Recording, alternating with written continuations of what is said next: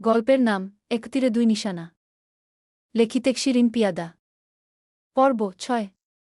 নিশান varsity গেইটের সামনে গাড়িতে বসে নির্জনকে ফোন করল। ওই পাশ থেকে নির্জন ফোন রিসিভ করতেই আচমকা নিশান আনাড়িময় ভঙ্গিতে বলল, আমি তোর বড় ভাই। তুই কি করে আমার আগে বাবা হতে পারলি? বাবা তো আমার আগে হওয়ার কথা ছিল, তাই না? নির্জন তো নিশানের কথায় কিছুই বুঝতে পারছে না। কিছুক্ষণ চুপ থেকে ফোনের অপর প্রান্ত থেকে নির্জন বলল, এইসব কি বলছো ভাইজা? আমি কিছুই বুঝতে পারছি না। কিসের বাবা, কার সন্তানের বাবা? আমি তো তোমার মতো কোনো মেয়ের সঙ্গে আজেবাজে সম্পর্কে নেই। তাহলে এইসব কথা বলছো কেন? নিশান নির্জনকে কঠিন গলায় বলল, তুই এসব কি বলছিস? আমাকে ছোট হয়ে আজকাল কথাও শোনাতে শিখে গেছিস দেখি তুই? নির্জন অফিসের রুমে বসে কপালে হাত দিয়ে চিন্তিত ভঙ্গিতে বলল, না মানে ভাইয়া, আমি তো তা বলিনি। আমি বলছি, আমি তো ঘরের বউ ছাড়া বাইরে অন্য কোনো মেয়েকে কল্পনাও করতে পারি না। তা আমার সন্তান আবার কার গর্ভে আছে? নিশান বাঁকা হাসি হেসে নির্জনকে বলল, তুই ফোন রাখ। তুই আমাকে খোঁচা মেরে কথাগুলো বলছিস, তা আমি খুব ভালো করেই বুঝতে পারছি। আর শোনো, এখন তোর বড় ভাই নিশানও কোনো মেয়ের সঙ্গে বাজে সম্পর্কে জড়ায় না। শুনলাম বাড়িতে নাকি নতুন অতিথি আসছে। তাই বলছি, আমার আগে কেন বাবা হতে হবে তোকে? আমার জন্য কি একটু অপেক্ষা করতে পারতি না, হ্যাঁ? আমি বাবা হতে পারলাম না, কিন্তু এইটা আমার আগে হওয়ার কথা ছিলও। নির্জনের মাথার উপর দিয়ে সব কথাগুলো গেল যেন। খুব একটা না বুঝলেও এটা বুঝতে পারল যে সে বাবা হতে চলেছে। হ্যাঁ, কয়দিন থেকে লক্ষ্য করেছে যে রামসা তাকে কিছু বলতে চেয়েও কিছু বলতে পারছে না। শুধু পেছন পেছন ঘুরছে। জিজ্ঞেস করলেই আমতা আমতা করতে শুরু করে সে। তাহলে কি এই প্রেগন্যান্সির কথাই সে নিজের মুখে বলতে পারছে না তাকে? মনের মধ্যে এক আকাশ পরিমাণ খুশি নেমে এল। আজকে মনে হচ্ছে তার থেকে ভাগ্যবান এই দুনিয়ায় আর একজনও নেই। ভালো পরিবার পেয়েছে, অতি পরিমাণ ভালোবাসার জন্য একটা বড় ভাই আর একটা ছোট পাগলি বোন। তার সঙ্গে ভালোবাসার প্রিয় মানুষ রামসা। আল্লাহর কাছে চাওয়ার মতো আর কিছু নেই। তবে মাঝে মাঝে ভেতরে একটু করে ভয় হয়। এত সুখ খোদা তাকেই দিচ্ছেন কেন? এত সুখ সে কি নিতে পারবে? ওই পাশ থেকে নিশান মেয়েলি ব্যাপার নিয়ে কথা বলাতে রাগে ফোন কেটে দিল। নির্জন নিশানকে কিছু একটা বলতে যাবে, তার আগেই ফোন কেটে গেল। আর কোনো কথা হলো না দুই ভাইজের মধ্যে। নিশান গাড়িতে বসে অপেক্ষা করছে ভার্সিটির গেটে, কখন মেহের বেরিয়ে আসবে ভার্সিটি থেকে। আজকে এত দেরি করছে কেন? সেই দিন জোরপূর্বক ভার্সিটি থেকে নিয়ে যাওয়ার পর থেকেই মেহের নিজের সম্মান রক্ষার্থে বাড়তি কথা বা তর্কাতর্কি না করে চুপচাপ নিশানের সঙ্গে এখন এক গাড়িতেই যাতায়াত করে। মেহেরের একমাত্র বন্ধু নাজিয়া যখন জানতে পারে যে ভার্সিটির প্রফেসর নিশান চৌধুরী তার স্বামী, তখন থেকে নিশানকে নিয়ে মেহেরের সামনে খুব কম কথা বলে সে। আরও তো অনেক কিছুই জানে এই নিশান মানুষ হিসেবে কেমন।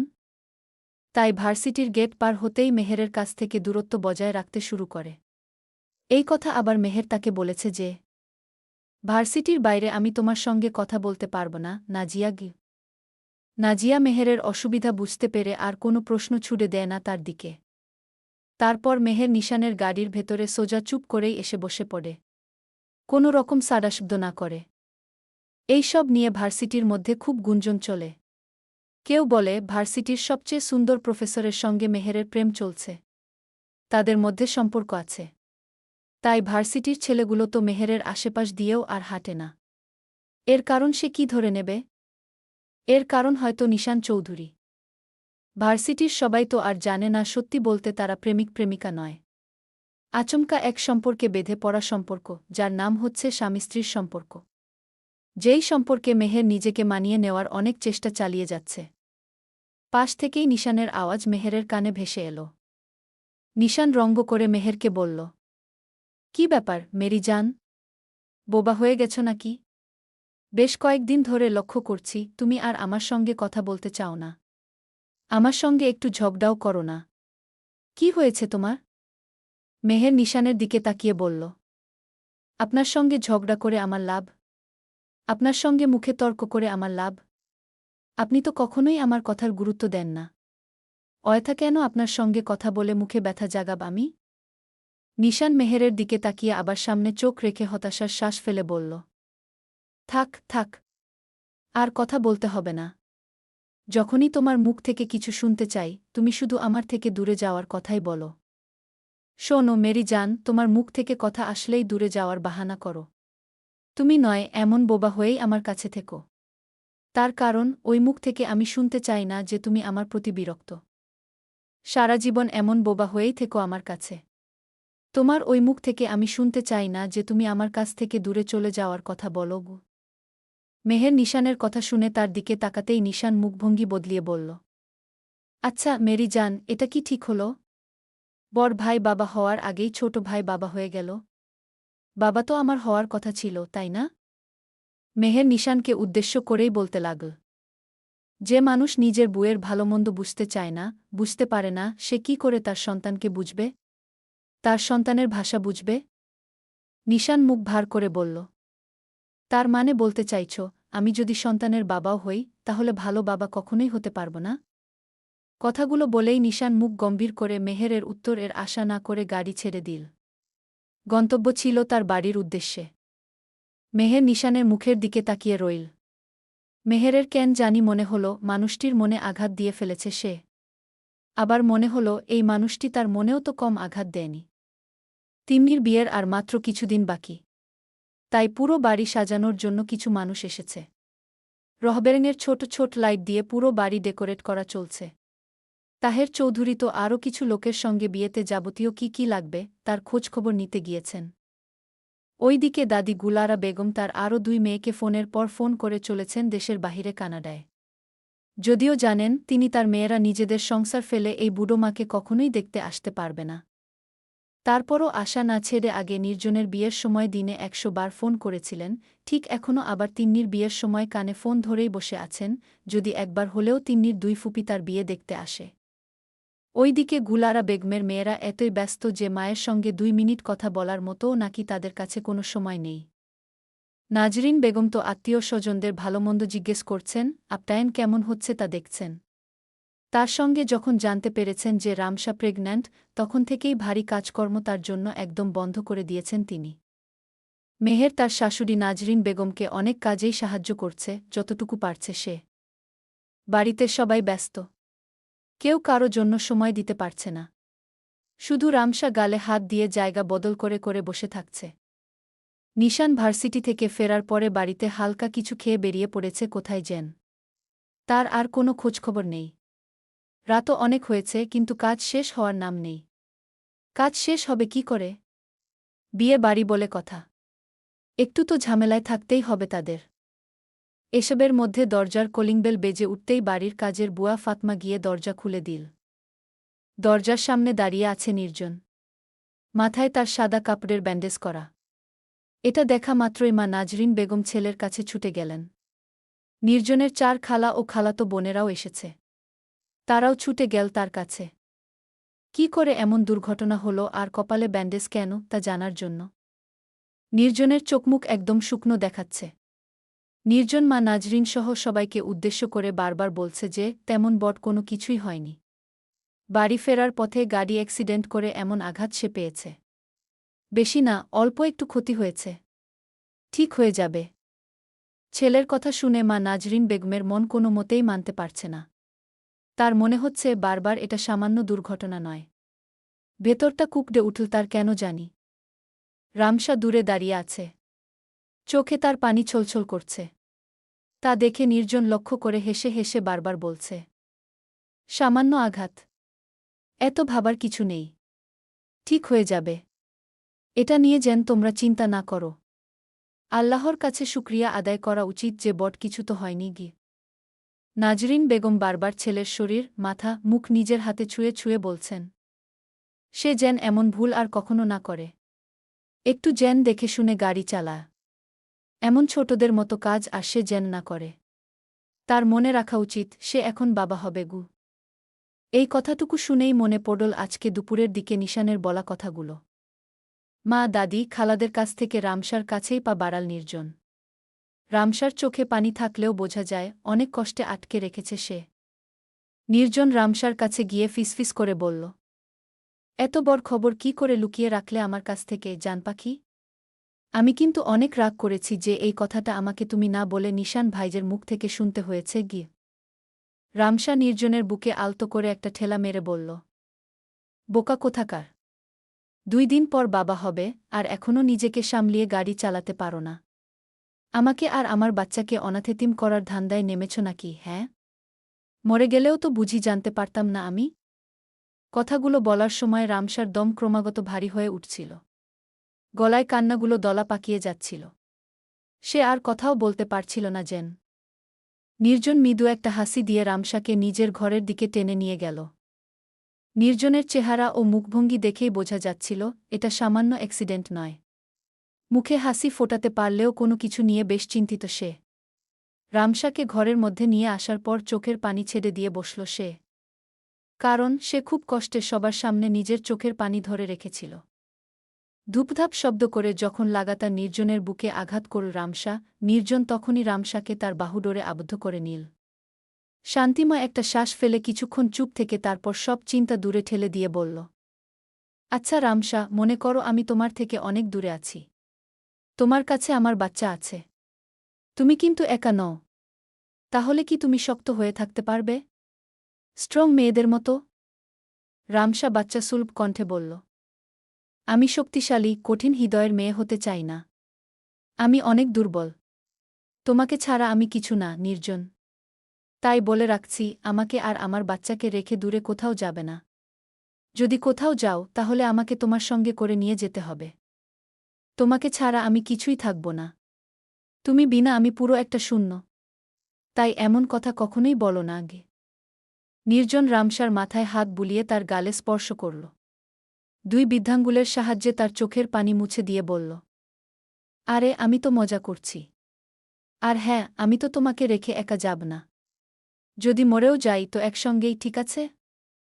রামসা নির্জনের দিকে তাকিয়ে শুধু খুহুমখ বলল। তারপর নির্জন রামসাকে বিছানার পাশে নিয়ে গিয়ে বসিয়ে বলল, তবে রামসা, সোনা জান পাখি, আমাকে আর 3 মাস পর দেশের বাইরে যেতে হবে, একটা বছরের জন্য। তারপর আবার চলে আসব। তিন্নির বিয়ে পর্যন্ত শুধু এখানে থাকছি। কষ্ট পেজো না। আমাকে যেতেই হবে। অনেক বড় প্রজেক্টে কাজ চলছে আমাদের গু। রামসা নির্জনের কাছ থেকে দূরে সরে গিয়ে বলল, না না, এটা আমি চাই না।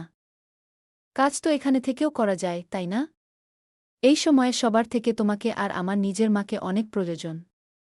এত কিছু জানার পরেও এই সিদ্ধান্ত কি করে নিলে তুমি? নির্জন রামসার দুঃখময় চেহারার দিকে তাকিয়ে বলল, দেখো রামসা, আমি তো আর আগে জানতাম না যে তুমি প্রেগন্যান্ট। আর এটা আমাদের ব্যবসার জন্য অনেক গুরুত্বপূর্ণ একটা কাজ। সবাইকে, তোমাকে এবং আমাদের বাচ্চাকে ভালো রাখতে গেলে এই কাজ থেকে আমি দূরে সরে থাকতে পারব না। তাছাড়া আমাদের তো সব সময় ফোনে কথা হবে। একটু বোঝার চেষ্টা করো। মাত্র একটা বছর। চোখ বন্ধ করেই চলে যাবে, দেখো।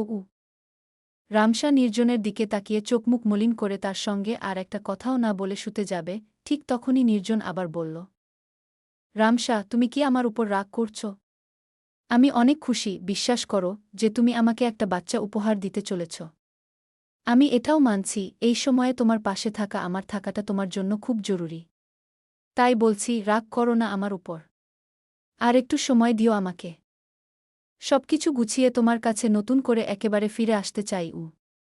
নির্জনের কথায় রামসা চোখ ছলছল করে তার মুখের দিকে তাকিয়ে বলল, একটা বছরের একটাও দিন যদি বেশি হয়ে যায় তাহলে তুমি আর কখনোই আমাকে দেখতে পারবে না, নির্জন। আমি একেবারে মা বাবার বাড়ি চলে যাব, বলে দিলাম গু। নির্জন মৃদু হেসে মনে মনে তখনই বলল, হুম, মেহেরের মতো আবার বারবার ফিরে আসবে নিশানের কাছে। একই রক্তের মানুষ তোমরা। ভালো করেই তো চিনি। আমাকে ছাড়া কতটুকু থাকতে পারবে তুমি? রামসা মুখ ভার করেই বিছানায় গিয়ে ঘুমিয়ে পড়ল। নির্জনের সঙ্গে আর কিছু বলল না সে। ওইদিকে নির্জন কিছুক্ষণ ঘুমন্ত রামসার মুখের দিকে তাকিয়ে রইল। তারপর জানালার দিকে তাকাতেই আজকের ভয়ঙ্কর দৃশ্যটা মনে পড়ল তার। শপিং মলের সেই 3 ছেলের মধ্যে আজ 2 ছেলে মিলে তাকে গাড়িচাপা দিয়ে মারতেই যাচ্ছিল। কিন্তু আল্লাহর রহমতে সে বেঁচে গেছে। গাড়ির কিছু সমস্যা হয়েছে। ড্রাইভারকে ঠিক করানোর জন্য পাঠিয়ে দিয়েছে সে। কিন্তু ছেলে দুটোর মধ্যে একজন হাতের আঙুলের ইশারায় বুঝিয়ে দিয়েছিল, তোর পিছু আমরা কখনোই ছাড়ব না গি। একটা মানুষের মধ্যে অনেক রকমের মন মানসিকতা থাকে, খারাপ, নিকৃষ্ট ও মন্দ, ভালো। তাই নির্জন বুঝে শুনেই কারো সঙ্গে সহজে ঝামেলায় জড়ায় না। আজ বারবার তার মনে হল ছেলেগুলোর সঙ্গে ঝামেলা করে কি সে অনেক বড় ভুল করে ফেল। এসব ভাবতে ভাবতেই দরজায় টক টক শব্দ হল। রাত তখন প্রায় 12টা। দরজা খুলতেই দেখল নিশান দাঁড়িয়ে আছে। নির্জন প্রশ্নভরা চোখে নিশানের দিকে তাকিয়ে রইল। এত রাতে নিশান এখানে কেন? তার উপর নিশানের শরীর থেকে অনবরত মদের গন্ধ আসছে। নিশান মদ খেলেও সব সময় নিজেকে স্বাভাবিক রেখেই কথা বলে। নির্জনকে সঙ্গে সঙ্গে নিশার বাইরে আসতে বলল। নির্জন কোনো প্রশ্ন না করেই নিশানের সঙ্গে হাঁটতে হাঁটতে ছাদে উঠে গেল। ছাদে উঠে নিশান বলল, মাথায় আঘাত পেলি কি করে? নির্জন বুঝতে পারল নিশান এখনও কিছু জানে না। তাই ছোট করে জবাব দিল, ছোট একটা অ্যাক্সিডেন্ট হয়েছে, ঠিক হয়ে যাবে গু। নিশান তখনই মৃদু একটা হাসি দিয়ে বলল, আমি ভাবলাম তোর সঙ্গে আবার কেউ বেয়াদবি করেছে, তোকে ধরে মেরেছে। তোকে কেউ কিছু করলে আমি মেনে নিতে পারি না। মাথা ঠিক থাকে না আমার একদমই। নির্জন খুব ভালো করেই বুঝতে পারছে নিশান আজ অতিরিক্ত মদ খেয়েছে। নিজেকে স্বাভাবিক রাখতে গিয়েও পারছে না। মনের ভেতরের কথাগুলো নিমিষেই বলে ফেলছে। তাই নির্জন ভাইয়ের কথা মুখ বন্ধ করে শুনে চলছে। আর তার মুখের দিকে তাকিয়ে ভালোবাসাময় হাসি দিচ্ছে একটু পরপর। নিশান আবারও বলল, আমি পরিবারের মধ্যে সবচেয়ে বেশি ভালোবাসি তোকে আর তিন্নিকে। কিন্তু তোরা আমাকে বুঝতেই চাইতি না। মা তো আরও বুঝত না। অল্প কিছুতেই আমাকে মারধর করত। দূরে পাঠিয়ে দেওয়ার মাঝে মধ্যে হুমকি দিত। কিন্তু তোরা বিশ্বাস কর, আমি কখনোই তোদের কাছ থেকে দূরে কোথাও যেতে চাইতাম না। আমি যখন মনে করলাম আমার পরিবারই আমাকে দূরে ঠেলে দিচ্ছে, তখন আরও একটু দূরে চলে গেলে ক্ষতি কি? এসব করতে করতে আজ আমি তোদের কাছ থেকে অনেক দূরে চলে গেছি। দেখ, তোরা কেউ ভয়ে আমার সঙ্গে ঠিকমতো কথা পর্যন্ত বলিস না। আমিও যখন যা মাথায় আসে তাই করে ফেলি। আজকে মেহের আমাকে কি বলেছে জানিস? বলেছে আমি নাকি কখনো ভালো বাবা হতে পারব না যদি কখনো আমাদের বাচ্চা হয়। মেহের কথা শুনে আমার কষ্ট লাগেনি, কিন্তু নিজের উপর অনেক রাগ উঠেছিল সেই সময়ে। নিজেই তখন একটু হেসেও দিলাম নিজের উপর। আমি এটা বলতে চাইছি, বাড়ির প্রথম সন্তান তোদের আসবে। তাই আমাদের মা বাবার মতো কঠিন না হয়ে বাচ্চার উপর রাগারাগি না করে ভালোবেসে বুঝিয়ে বলিস। দেখবি ঠিক বুঝবে। আর যদি নাজরিন বেগমের মতো ঘরে উঠিয়ে বাচ্চাকে কেলানি দিস, তাহলে কিন্তু বাচ্চা তার বড় বাবা নিশান চৌধুরীর মতো হয়ে যাবে। তাহলে আবার কিছু ঘরে ধরে রাখতে পারবি না। কথাগুলো এক নাড়াতে বলেই থেমে আবার বলল, আমার এই অবস্থার জন্য আমি নিজেই দায়ী। কারও ওপর দোষারোপ করতে পারব না। তবে আমি এত সহজে হয়তো স্বাভাবিক জীবনও পাব খুঁজে গু। এখন আমার জীবনের একটি লক্ষ্য আছে, জানিস নির্জন? নির্জন পাশ থেকে ভাইয়ের কাঁধে হাত রেখে শুধাল। কি ভাইজা? নিশান তখন বলল, মেহেরকে আরও আপন করে নিতে হবে। মৃত্যুর আগ মুহূর্ত পর্যন্ত তার সঙ্গেই কাটাতে চাই আমি। অভিমান করুক, রাগ করুক, যাই করুক না কেন, সে শুধু আমার হয়েই থাকবে গি। আচ্ছা, এসব এখন থাক। আমার ঘুম পাচ্ছে। ঘুমাতে যাব। অনেক কথাই তো দেখি বলে ফেললাম। শেষ একটা কথা, নির্জন, তোর ভাই পরিবর্তন হতে চাই। কিন্তু কেন পারছে না সে? নির্জন কি বলবে তা শোনার প্রয়োজন মনে না করেই নিশান ছাদ থেকে চলে যেতে উদ্যত হল। তখন নির্জন পেছন থেকে ডাকল, ভাইয়া, আমি কিছু তোমাকে বলতে চাই। নিশান পিছন ফিরে তাকিয়ে রইল। নির্জন চারদিকে তাকিয়ে কিছুক্ষণ ভেবে বলল, এখন ঘুমাতে যাও। কাল সকালে কথা হবে আমাদের। নিশান আর দেরি না করে নিজের ঘরের দিকে পা বাড়াল। আর নির্জন তার যাওয়ার পথের দিকে তাকিয়ে রইল। নিজের ঘরে ঢুকে দেখল মেহের ঘুমিয়ে পড়েছে। তা দেখে সে গিয়ে মেহেরের পাশেই শুয়ে পড়ল। নিজের একটা পা মেহেরের শরীরের উপর তুলে দিয়ে ঘুমিয়ে গেল সে। মেহেরের আবার একটা সমস্যা, কেউ শরীর স্পর্শ করলেই আজকাল তার ঘুম ভেঙে যায়। বেশ আতঙ্ক নিয়েই সে ঘুমায়। আগে কেউ ডাকলেও তার ঘুম ভাঙত না যতক্ষণ না সে নিজে থেকে উঠত। কিন্তু নিশানের সঙ্গে বিয়ে হওয়ার পর থেকেই যেন তার চোখের ঘুম হারিয়ে গেছে। নিশানের শরীর থেকে মদের গন্ধ আসতেই মেহের নিজের শরীরের উপর থেকে নিশানের পা সরিয়ে দিল। তারপর খেয়াল করল জুতা পায়েই ঘুমিয়ে আছে সে। পায়ের দুই জোড়া জুতা খুলে রাখতেই নিশান ঘুমন্ত কণ্ঠে বলল, পায়ের জুতো খুলে রেখো না, আমার মেরি জান। অনেক রাস্তা তোমাকে নিয়ে হাঁটতে হবে আমার মেহের বুঝতে পারল কথাগুলো সে স্বপ্নের মধ্যেই বলছে। তারপর নিশানকে ঘুমিয়ে রেখেই বাইরে গিয়ে ভালোভাবে অজু করে এলো সে। নিচে বিছানা করে ঘুমিয়ে পড়ল। আজ যদি এই অবস্থায় তার সঙ্গে ঘুমায় তাহলে হয়তো ফজরের নামাজ হবে না। তাহাজ্জুদের নামাজও পড়তে পারবে না সে। এটা সে আগেও করেছে। অনেকবার নেশা করে তার পাশে ঘুমিয়েছে নিশান। কিন্তু কখনো মেহের নিজেই মুখ ফুটে তাকে নেশা করতে বারণ করেনি। কারণ তার আর ইচ্ছাই করে না নিশানের সঙ্গে কথা বলতে। গল্পটা কেমন লাগলো অবশ্যই বলে যাবেন।